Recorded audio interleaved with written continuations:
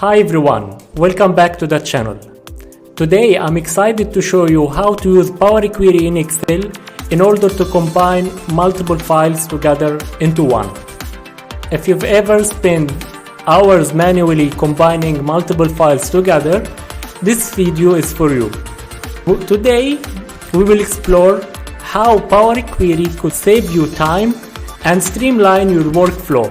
So let's dive in and see how it works. So now here, if we go to data, from file, here from folder, and then we choose the folder in which we have multiple months that we need to combine. In our case is sales months. We have February and March.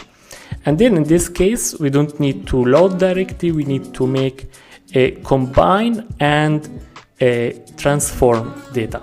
So we go here. And this now we should have to make sure that the name of the sheet, it should has the same name, otherwise it would not be recognized as the same.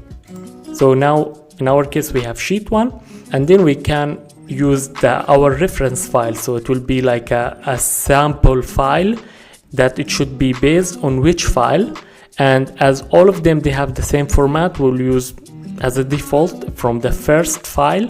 So we will get, it would be the February one. We can also choose differently. We can use just January as the first month of the year, and it would be the same.